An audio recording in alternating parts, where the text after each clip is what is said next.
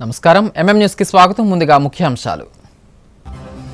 వాల్తేరు ఇసుకపేటల మధ్య వంతెన నిర్మాణం ప్రజల చిరకాల వాంఛ. సగంలో ఆగిన బ్రిడ్జి నిర్మాణ పనులు కూటమి ప్రభుత్వం పూర్తి చేయాలని కోరుతున్న ప్రజలు. విజయనగరం జిల్లా ఎస్కోట్ ఏరియా ఆసుపత్రిలో పసికందు మృతి. వైద్యుల నిర్లక్ష్యమే కారణమని ఆందోళనకు దిగిన బంధువులు. న్యాయం చేయాలని demand. Bhogapuram airport approach road నిర్వాసితుల సమస్యపై మైత్రి మీడియా కథనానికి స్పందన.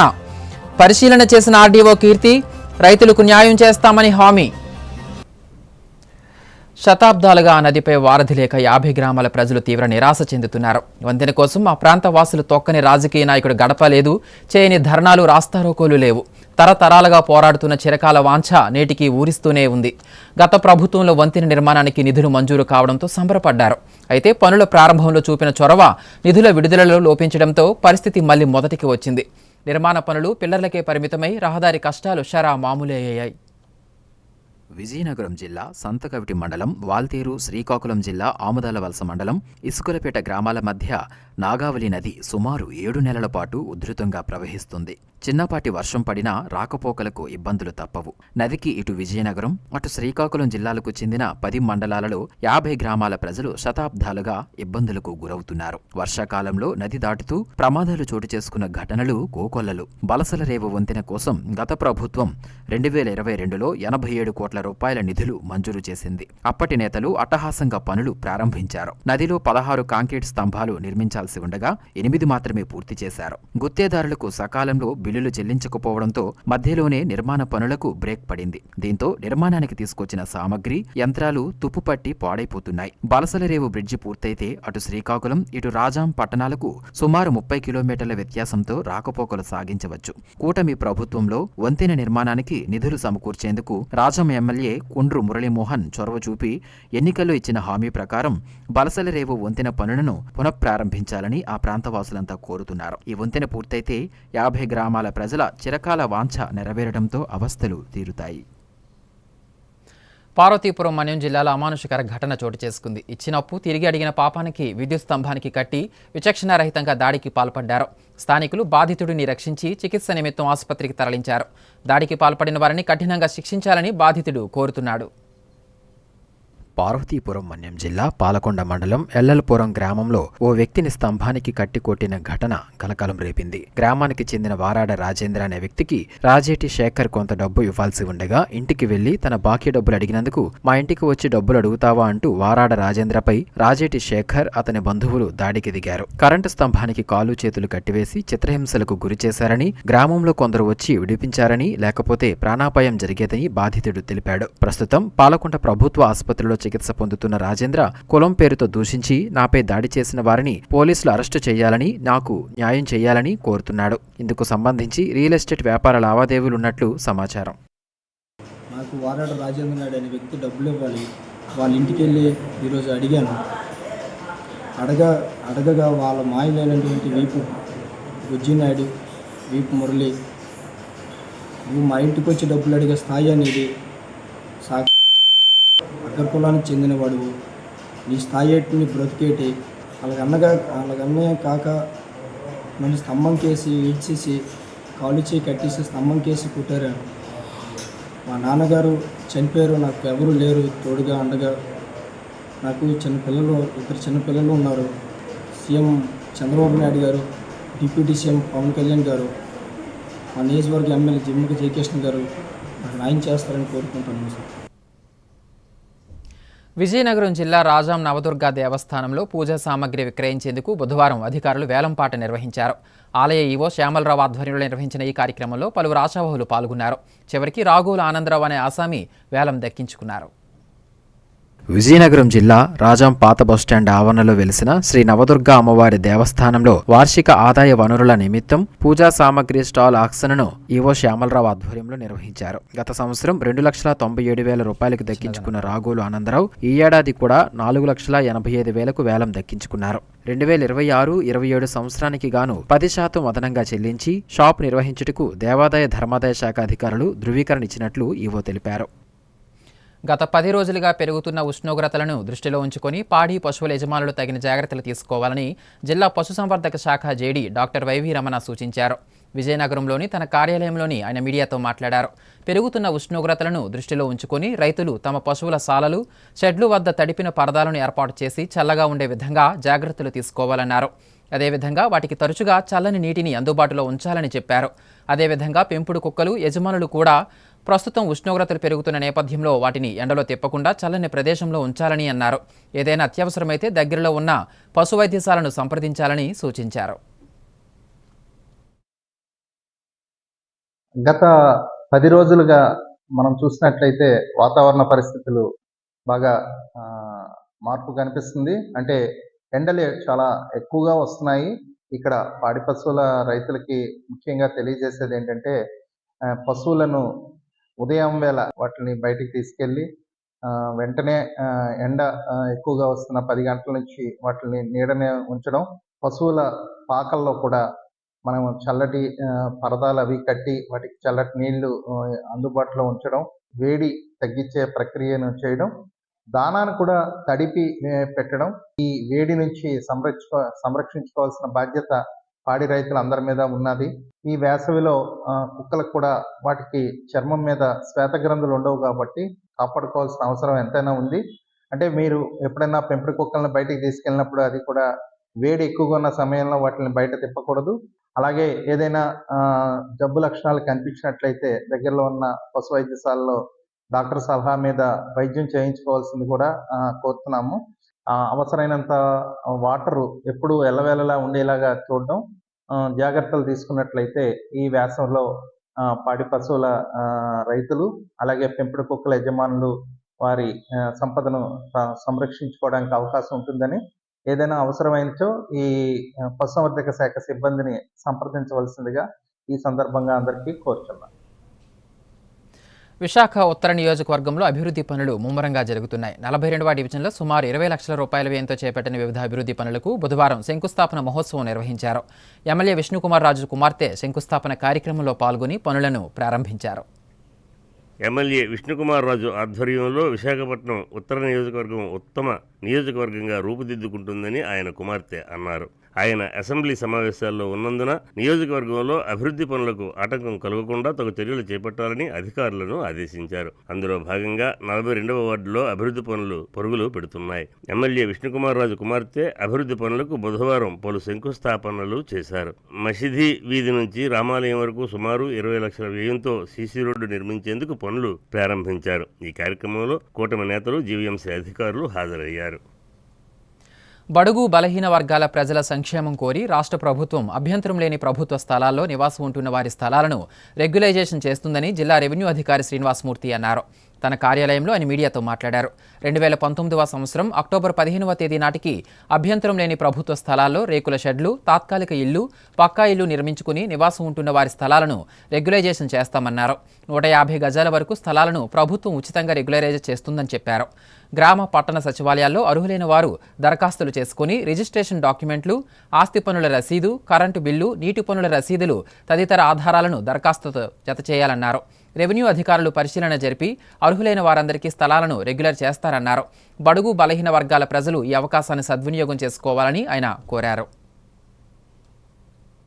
ప్రభుత్వం వారు జీఓఎంఎస్ నంబర్ 30 ద్వారా లబ్ధిదారులు, అంటే గతంలో ఈ జీవోలు ఇచ్చినప్పటికి కూడా ఎవరైతే అభ్యంతరకరం లేని అన్అబ్జెక్షనబుల్ గవర్నమెంట్ ల్యాండ్స్లో గృహాలు నిర్మించుకొని, అంటే ఆర్సీసీ షెడ్ కానీ పర్మనెంట్ హౌస్ లాగా అలా కట్టుకొని ఉన్నారో వారికి రెగ్యులరైజ్ చేయడానికి జీఓఎంఎస్ 30 ద్వారా స్కీమ్ని విడుదల చేశారు. ఇది ఎవరికి అంటే 15/10/2019 నాటికి ఎవరైతే ఈ అన్అబ్జెక్షనబుల్ గవర్నమెంట్ ల్యాండ్స్లో ఆర్సీసీ లేదా ఆస్బెస్టాస్ రేకులు లేదు పర్మనెంట్ స్ట్రక్చర్తో ఉన్నారు, వీళ్ళు అర్హులవుతారు. దీనికి వీరికి అంటే షెడ్యూల్ ఇచ్చారు. దీంట్లో 150 గజాల వరకు, 150 స్క్వేర్ యార్డ్స్ వరకు బిలో పావర్టీ లైన్ వాళ్ళకైతే వీళ్ళకి ఫ్రీగా ఇస్తారు, డిఫార్మ్ పట్టా ఇస్తారు. అది గ్రామీణంలో నెలకు 10,000, పట్టణాల్లో అయితే నెలకు 12,000 ఆదాయం ఉన్నది. ముందుగా ప్రజలు గ్రామ సచివాలయానికి వెళ్ళి అక్కడ వారి అప్లికేషన్ నమోదు చేసుకోవచ్చు. నమోదు చేసుకున్న సందర్భంలో వారి అన్నీ కూడా విఆర్ఓ తహసీల్దార్ వీళ్ళు వెరిఫై చేస్తారు.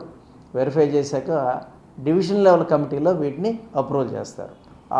ఆ యాక్సెప్టెన్స్ రిజెక్షన్ మీద ఏదైనా అప్పీల్ ఉంటే జేసీ దగ్గర వేసుకోవచ్చు. విజయనగరం జిల్లా శృంగవరపుకోట ఏరియా ఆసుపత్రిలో బుధవారం విషాదకర ఘటన చోటు చేసుకుంది. పురిటి నొప్పులతో ఆసుపత్రికి వచ్చిన గర్భిణికి ప్రసవం చేస్తుండగా కళ్ళు విప్పకుండానే పసికందు మృతి చెందింది. దీనికి వైద్యుల నిర్లక్ష్యమే కారణమని బంధువులు ఆందోళనకు దిగారు. విజయనగరం జిల్లా శృంగవరపుకోట ఏరియా ఆసుపత్రిలో కళ్ళు విప్పకుండానే పసికందు కన్నుమూసిన ఘటన చోటు చేసుకుంది. వైద్యుల నిర్లక్ష్యంతోనే తమ బిడ్డ మృతి చెందిందని బంధువులు ఆందోళనకు దిగారు. వారు తెలిపిన వివరాల ప్రకారం అనంతగిరి మండలం గుమ్మ పంచాయతీకి చెందిన శాంతికుమారి అనే గర్భిణి పురిటి నొప్పులు రావడంతో ఎస్కోట ఏరియా ఆసుపత్రికి మంగళవారం రాత్రి 8:30 గంటల ప్రాంతంలో 108 వాహనంలో తీసుకువచ్చారు. ఒక రాత్రంతా గర్భిణి శాంతకుమారికి ముందస్తు తనిఖీలు నిర్వహించకుండా, సరైన చికిత్స అందించకుండా బుధవారం ఉదయం ప్రసూతి గదిలోకి వెళ్లారని తెలిపారు. వెంటనే వచ్చి బిడ్డ మృతి చెందిందని వైద్యులు తెలిపారని వాపోయారు. తమకు న్యాయం జరిగేంత వరకు మరణించిన శిశువును ఇంటికి తీసుకుపోమని కుటుంబ సభ్యులు హాస్పిటల్ వద్ద బైఠాయించారు. ఈ ఘటనపై వైద్యులు వివరణ ఇస్తూ పసికందు మృతి చెందడానికి వైద్యుల నిర్లక్ష్యం ఏమీ లేదని, ప్రసవం అవుతున్న సమయంలో బిడ్డ మెడకు పేగు గట్టిగా చుట్టుకోవడంతో పసికందు మృతి చెందిందని అన్నారు. గర్భిణిని తరచూ చెకప్స్ కు తీసుకురావాల్సి ఉండగా కొంతమంది చివరి నిమిషంలో తీసుకువస్తున్నారన్నారు. డెలివరీకి ముందుగానే ఆసుపత్రిలో చేర్పిస్తే ప్రసవం బాగా జరుగుతుందని చెప్పారు. రేవైతే బాగానే ఉండింది సార్. లోపల మా నొప్పి బాగా నొప్పి వస్తుందండి. ఒక ఇంజక్షన్ వేశారు, ఒక బోట్ వేశారు. వేసిన తర్వాత నాకు డెలివరీని తీసుకెళ్ళి పాపని బయటకు తీసి మరి ఎలా చేశారు తెలియదు సార్. తర్వాత పాప బాబాని నేను అడిగితేమంటే ఒక ఆవిడ ఏమంటే, ఒక మేడం ఏమంటే పాప అన్నారు. తర్వాత ఏమంటే ఒక అరగంట పోయిన తర్వాత అలా గాలాలు మాట్లాడుకుని చనిపోయింది, మీ బేబీ చనిపోయింది అని చెప్పారు మాకు. అరగంట పోయిన తర్వాత చెప్పారు మాకు. విజయనగరంలో మున్సిపల్ కమిషనర్ పల్లి నలనయ్య ఓవైపు, సహాయ కమిషనర్ కె అప్పలరాజు బృందం మరోవైపు దీర్ఘకాలం ఉండి బకాయిలను వసూలు చేసేందుకు రంగంలోకి దిగారు. కమిషనర్ పల్లి నలనయ్య బకాయిలను రాబట్టేందుకు తనదైన శైలిలో వ్యవహరిస్తున్నారు. పన్ను వసూళ్ల కోసం ప్రత్యేక సిబ్బందిని నియమించి స్పెషల్ డ్రైవ్లు చేపడుతున్నారు. ఈ ఏడాది ఆర్థిక సంవత్సరం ముగుస్తున్నందున విజయనగరం పుర ప్రజలను వారి నివాసాలు, షాపులకు సంబంధించిన ఆస్తి పన్ను, కుళాయి పన్నులు, ఖాళీ స్థలం పన్నులు, షాపుల రెంట్లు, ఎన్క్లోజర్స్, అడ్వర్టైజ్మెంట్ రుసుములు తక్షణమే చెల్లించాలని విజయనగరం నగరపాలక సంస్థ అధికారులు కోరుతున్నారు. విజయనగరం జిల్లా కేంద్రంలోని బాలాజీ మార్కెట్లో మున్సిపల్ కమిషనర్ పల్లి నల్లనయ్య ఆదేశాల మేరకు అసిస్టెంట్ కమిషనర్ అప్పలరాజు నేతృత్వంలో అధికారులు ప్రత్యేక డ్రైవ్ నిర్వహించారు. బాలాజీ మార్కెట్ ప్రాంగణంలో పర్యటించి పన్నులు వసూలు చేశారు. ఈ సందర్భంగా మున్సిపల్ అసిస్టెంట్ కమిషనర్ అప్పలరాజు మాట్లాడుతూ, ఈ సంవత్సరం పన్నులపై ఎలాంటి రాయితీ లేనందున గడువు ముగిసేలోగా ప్రజలు పన్ను చెల్లించాలని కోరారు. ఈ ఆర్థిక సంవత్సరంలో మొత్తం పన్నుల రూపంలో దాదాపుగా 50 కోట్ల రూపాయలు వసూలు కావాల్సి ఉండగా ఇప్పటి వరకు 30 కోట్ల రూపాయలు ఆదాయ పన్నుల రూపంలో పొందామన్నారు. ప్రజలు పన్నులు చెల్లించడానికి కేవలం వారం రోజులే మిగిలి ఉందన్నారు. పట్టణ ప్రజలు చివరి రోజు వరకు వేచి చూడకుండా వెనువెంటనే పన్నులు చెల్లించి నగర అభివృద్ధికి దోహదపడాలని కోరారు. ఈ కార్యక్రమంలో నగరపాలక సంస్థ అధికారులు, సిబ్బంది పాల్గొన్నారు. ఈ 2024-25 ఆర్థిక సంవత్సరం మరి ఒక వారం రోజుల్లో ముగుస్తుంది. నగరపాలక సంస్థకు మొత్తం సంవత్సరం మొత్తం మీద 52 కోట్లు వసూలు చేయవలసి ఉండగా ఇప్పటికీ 30 కోట్ల వరకు మనం వసూలు చేసాం. ఇంకొక 22 కోట్లు చేయవలసి ఉంది. 55% అప్పుడు అచీవ్ అయ్యాం. ఈ 1 వీక్లో కూడా మనం 100% అచీవ్ అవ్వాలి. ఇందులో భాగంగా మనం పట్టణ ప్రజలందరికీ వేటి విజ్ఞప్తి చేస్తున్నామంటే, మీ ఇండ్లకు సంబంధించిన ఆస్తి పన్నులు, కుళాయి పన్నులు, ఖాళీ స్థలం పన్నులు, షాప్ రూమ్ రెంట్లు, ఎంక్రోచ్మెంట్స్, అడ్వర్టైజ్మెంట్స్, అలాగే డీఎన్డోటెడ్ రుసుములు అన్నీ కూడా వెంటనే చెల్లించవలసిందిగా అందరికీ కూడా విజ్ఞప్తి చేస్తున్నాం. ఎవరైతే సకాలంలో వీటిని చెల్లించకుండా ఉంటే చట్టపరమైన చర్యలు కూడా తీసుకుంటున్నాం. ఒకటి, కుళాయిలు డిస్కనెక్ట్ చేయడం, తర్వాత కరెంట్ సర్వీసులు కూడా ఆఫ్ చేస్తున్నాం. అదేవిధంగా ఆస్తులు జప్తు చేస్తున్నాం. అయితే అందరూ గమనించవలసింది ఏంటంటే, ఈ సంవత్సరం ఇంటి పన్నుల మీద వడ్డీ రాయితీ లేదు. అది మీరు అందరూ గమనించి ఇంకా నెలాఖరు వరకు ఉందామని చెప్పి అనుకుంటే అది మీరు వడ్డీతో కట్టవలసిన అవసరం ఏర్పడితే తప్ప అందులో మీకు వచ్చేదేమీ లేదు. నెలాఖరులో పవిత్ర రంజాను, తెలుగువారి ఉగాది పండగ దినాలు పడ్డాయి 30-31 తారీఖుల్లో. సెలవు దినాలు.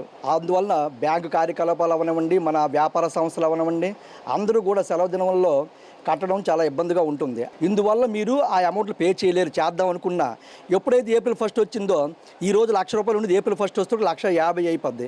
అంత మీకు అవసరమా? కాబట్టి వెంటనే చెల్లించి మరి పట్టణాభివృద్ధికి అందరూ సహకరిస్తాను కోరుతున్నాం.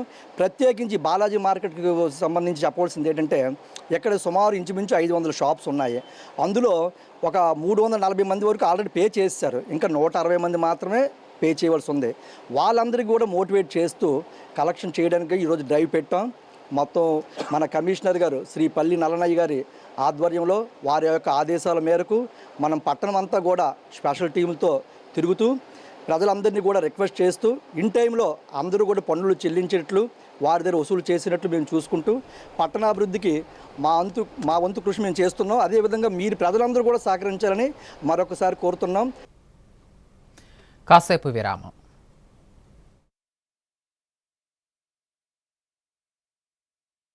జీ జ్యువెలరీ విజయనగరం స్వర్ణాభరణాల రంగంలో సాటిలేని మేటి బంగారు ఆభరణాల షోరూం జీ జ్యువెలరీ. కార్పొరేట్ సంస్థలకు మించిన లేటెస్ట్ డిజైన్స్, అంతకంటే ఎక్కువ మోడల్స్, అందరికంటే తక్కువ వేస్టేజీతో అందిస్తుంది జీ జ్యువెలర్స్. 916 బంగారు ఆభరణాలు BIS హాల్మార్క్ తో నామినల్ వేస్టేజ్ తో లేటెస్ట్ వెరైటీలకై విచ్చేయండి.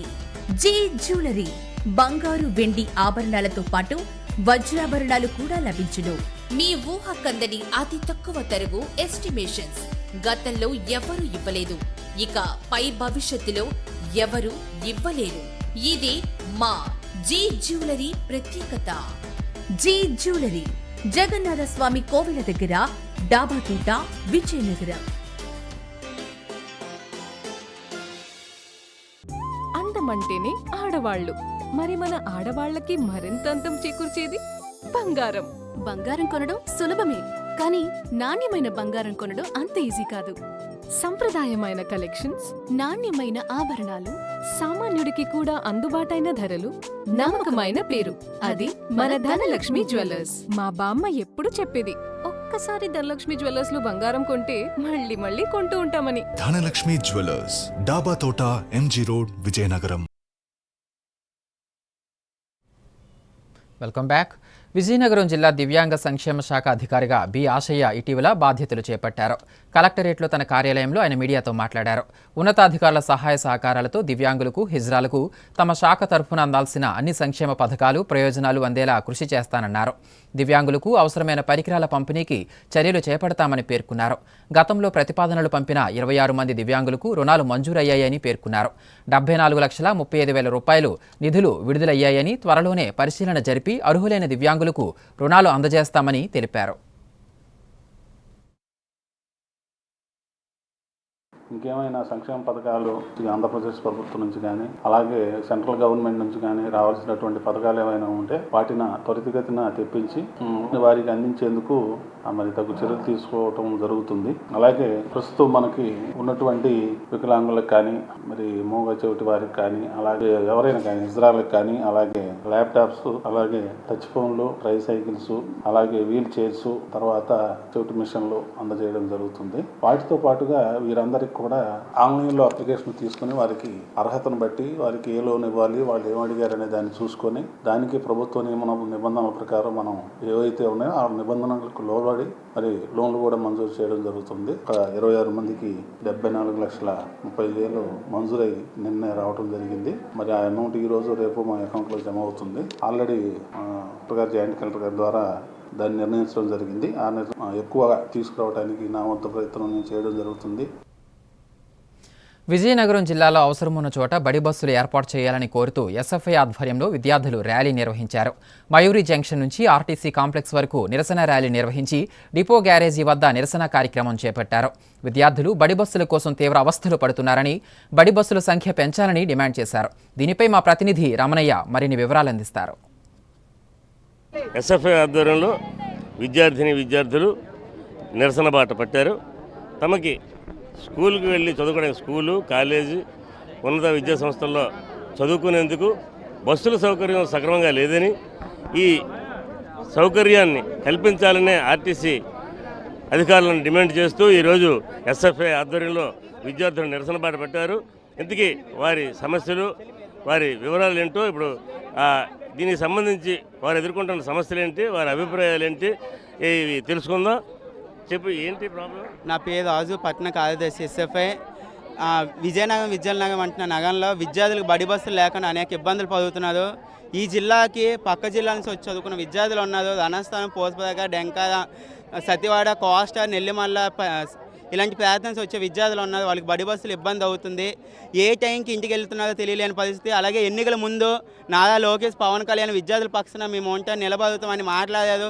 విద్యార్థులకు ఉచిత బస్సులు వేసి నడిపిస్తాము, విద్యారంగం అభివృద్ధి చేస్తామన్నారు. కానీ ఇంతవరకు అధికారానికి వచ్చి 9 నెలలు అవుతున్నా సరే విద్యార్థుల సమస్యలు పట్టించుకోలేని పరిస్థితి ఉంది. ఈ సమస్య సాల్వ్ చేయలేని పరిస్థితుల్లో విద్యార్థులందరినీ ఐక్యం చేసి పోరాటాల్లో దింపుతాం, ప్రభుత్వం మీద ఒత్తిడి తీసుకొస్తాం. అదే ఎన్నికల ముందు మాట్లాడిన పవన్ కళ్యాణ్ విద్యార్థులకు నేను ఉన్నాను, చెగువేగ ఆశయాలు ముందు తీసుకెళ్తాం, విద్యార్థుల పక్షాన నిరంతరం పోరాటాల్లో నేను కృషి చేస్తున్నాను వ్యక్తి అధికారానికి వచ్చి ఏమాత్రం పట్టించుకోకుండా విద్యార్థులు ఎన్ని ఇబ్బందులు పడుతున్నా పట్టించుకోలేని పరిస్థితి. విద్యామంత్రి నారా లోకేష్కి ఎంత చెప్తున్నా సరే సాల్వ్ చేస్తాం, విద్యార్థులు గుడ్ న్యూస్ అంటున్నారు. కానీ ఇంతవరకు విద్యారంగాల సమస్యలు పట్టించుకోవట్లే. జిల్లాలో విద్యార్థులు ఎగ్జామ్స్ దగ్గరకు వస్తున్నాయి, బడి బస్సులు లేకుండా అనేక ఇబ్బందులు పడుతున్నారు. ఈ బడి బస్సులు జిల్లాలో ఏర్పాటు చేసేందుకు ఎస్ఎఫ్ఐ పోరాటాలు ముందు కొనసాగుతాయి. పోరాటాల్లో విద్యార్థులను ఐక్యం చేస్తాం, ప్రజలను ఐక్యం చేసి ముందుకు సాగుతాం. లేని పక్షాన ప్రభుత్వమే పెద్ద ఎత్తులో ఒత్తిడి తీసుకొస్తామని మీరే ముఖ్యంగా హెచ్చరిస్తున్నాం. ఇప్పుడు ఈ స్కూల్స్కి కానీ, హై స్కూల్స్కి కానీ, లేకపోతే కళాశాలకు కానీ వెళ్ళేటప్పుడు ఏంటి బస్సుల వల్ల మీకు కలుగుతున్న ఇబ్బంది ఏంటి? టైంకి కరెక్ట్గా వెళ్ళట్లే కాలేజ్కి. ఇంకా సెకండ్ థింగ్ మాకు బస్సెస్ టైంకి రావట్లే. అండ్ థర్డ్ థింగ్ ఇక్కడ ఎంతోమంది మేము సఫర్ అయితే ఎన్నో ఫేస్ చేస్తే కానీ క్లాసెస్ మిస్ చేసుకొని ఇక్కడ వరకు రాము. సో మాకు స్పెషల్ బస్ కావాలనే కాన్సెప్ట్తో మేము వచ్చాం. ఎంతోమంది స్టూడెంట్స్ ఫేస్ చేస్తున్నారు. ఇప్పుడు ఈ స్పెషల్ బస్సులు మీకు స్పెషల్ బస్సులు ఆల్రెడీ తిరుగుతున్నాయి కదా మీకు? మాకు శ్రీకాకుళం కంటూ ఒక స్పెషల్ బస్సు లేదు, అంతా ఎక్స్ప్రెస్సే. దీనివల్ల ఏ గ్రామాలు పైడి భీమవరం, రణస్థలం, కోస్టా నుంచి వచ్చిన వాళ్ళు చాలా ఫేస్ చేస్తున్నారు. చెప్పమ్మా, నీకు తెలిసిన సమస్యలు ఏంటి? నాకు తెలిసిందైతే మేము వచ్చినా నిల్చొనే వస్తున్నాం, కూర్చొని రావట్లేదు. అలాగే ఫుట్పాత్ల మీద నిల్చొని అలాగా అంటే ఎక్కడికి వచ్చినా సేఫ్కి వస్తామా లేదా, మళ్ళీ ఇంటికి వెళ్ళే వరకు పేరెంట్స్ కూడా అలాగా సేఫ్కి వస్తామా లేదా అని చూస్తున్నారు. అందుకే మాకు బస్సులు కావాలని మేము ఇలాగా పోరాటం. టైమింగ్స్లో బస్సులు లేవా? అంటే టైంకి రావట్లే, మేము ఉన్నా అంటే ఆపట్లే బస్సులు, అంటే ఫ్లోటింగ్గా ఉన్నాయి. బస్సులు ఆపడం లేదా? ఆపట్లేదు, ఎందుకంటే ఆల్రెడీ మొత్తం ఫ్లోటింగ్గా ఉంది. ఇంకేంటి ఆపుతారు? ఫుట్పాత్ల మీద నిల్చోవడమే వచ్చిన. అంటే ఆ స్కూలు విడిచిపెట్టే, విద్యా సంస్థలు విడిచిపెట్టే టైంలో బస్సులు ఈ సంఖ్య కూడా ఎక్కువ ఉండాలని మీ అభిప్రాయం? మాకు ఒక బస్సు అంటే స్పెషల్గా ఏర్పాటు చేయాలని కోరుకుంటున్నాం మేము. ఎందుకంటే స్టూడెంట్స్ చాలా పల్లెవేలుకు రావాలి అంటే అన్ని ఎక్స్ప్రెస్లో ఉన్నాయి కదా. ఈ బస్సులు లేని కారణంగా చదువుకోవడానికి వెళ్ళేందుకు, తిరిగి వచ్చేందుకు ఈ ప్రయాణంలో చాలా ఇబ్బందులు పడుతున్నామని, బస్సులు ఎక్స్ప్రెస్ బస్సులు దాటి ఆగడం లేదని, మరి పల్లెవేలుగా బస్సులు పూర్తిగా నిండిపోయి వస్తుండటంతో అక్కడ ఈ విద్యార్థులకి ఆపకుండా వెళ్ళిపోవడంతో ఇబ్బందులు పడుతున్నామని, తమకు ఒక ప్రత్యేక బస్సు వేయాలని విద్యార్థులు డిమాండ్ చేస్తున్నారు. ఈ సమస్య తీరే వరకు తమ పోరాటం కొనసాగుతుందని స్పష్టం చేస్తున్నారు. కెమెరామెన్ పోలిబాబుతో రమణయ్య, మైత్రి మీడియా, విజయనగరం. విజయనగరం జిల్లాల రైతులకు 2,50,00,000 రూపాయలు విలువ చేసే వ్యవసాయ పరికరాలను సబ్సిడీపై అందజేయనున్నామని వ్యవసాయ శాఖ జిల్లా అధికారి వీటి రామారావు తెలిపారు. తన కార్యాలయంలో ఆయన మీడియాతో మాట్లాడారు. వివిధ వ్యవసాయ పనుల్లో ట్రాక్టర్లకు అమర్చుకునే యంత్ర పరికరాలు, బ్యాటరీ స్ప్రేయర్లు, పవర్ స్ప్రేయర్లు, రోటోవేటర్లు, పవర్ టిల్లర్లు, పవర్ వీడర్స్, బ్రష్ కటర్స్, ఇతర పరికరాలను అందజేస్తామన్నారు. ఈ నెల 25వ తేదీలోపు రైతులు దరఖాస్తులు అందజేయాలని కోరారు. ఈ నెలలోనే పరికరాలు అందజేస్తామని అన్నారు. వ్యవసాయ అధికారులను సంప్రదించి రైతులు సాధ్యమైనంత త్వరగా పేర్లు నమోదు చేసుకోవాలని కోరారు.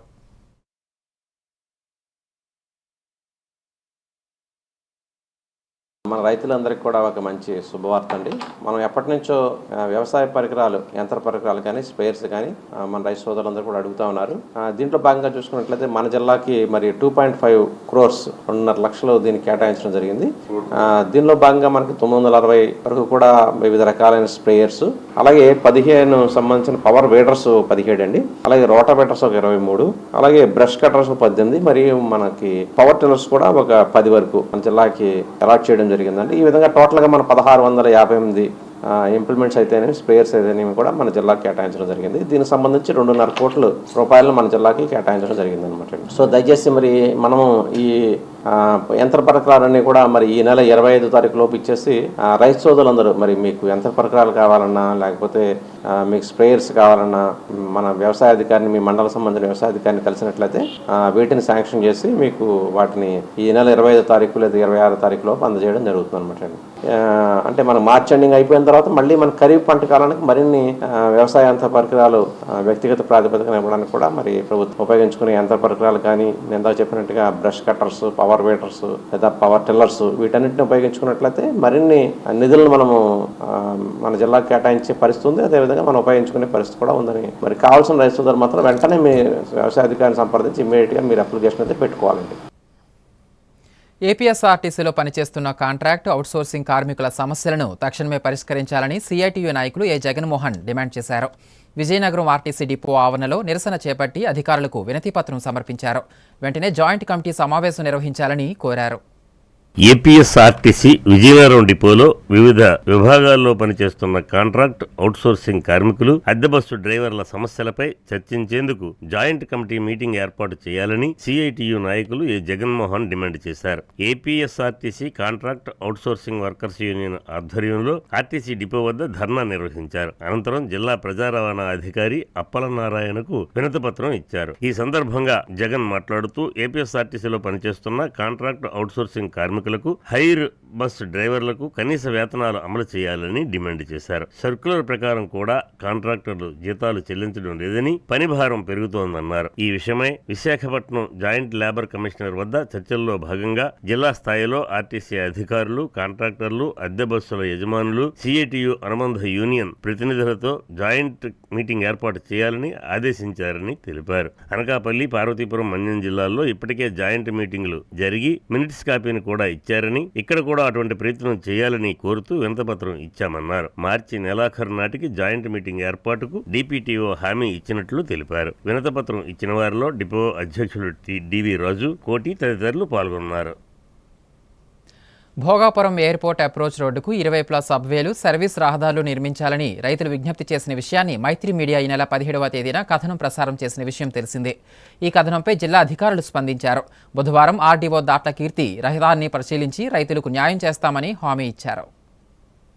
భోగాపురం ఇంటర్నేషనల్ ఎయిర్పోర్టుకు వెళ్లేందుకు 16వ నంబర్ జాతీయ రహదారి నుంచి సుమారు 6 కిలోమీటర్ల మేర రహదారిని నిర్మిస్తున్నారు. ఈ రహదారిపైకి ఎవరూ వెళ్లకుండా ఉండేందుకు రహదారికి ఇరువైపులా కంచెను నిర్మించి ఈ రహదారికి భూములిచ్చిన రైతులకు తీవ్ర అన్యాయం చేస్తున్నారు.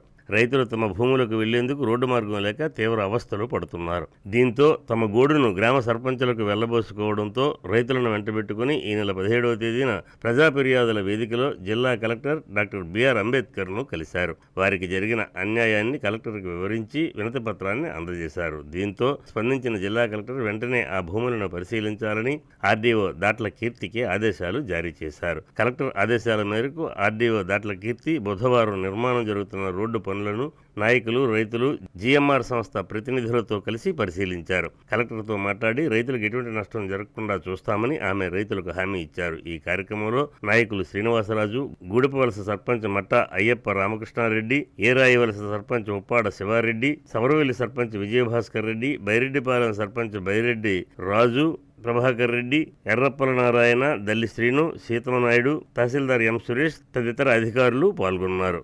ఎయిర్పోర్ట్ అప్రోచ్ రోడ్డు సంబంధించి బోత్ సైడ్స్ కూడా సర్వీస్ రోడ్ కావాలని చెప్పి రైతులందరం కూడా సుమారుగా 5 గ్రామ పంచాయతీ సంబంధించిన రైతులని, గ్రామ పంచాయతీ పెద్దలని, సర్పంచులు అందరం కూడా ప్రజా సమస్యల వేదికకి విజయనగరం కలెక్టరేట్కి వెళ్ళడం జరిగింది.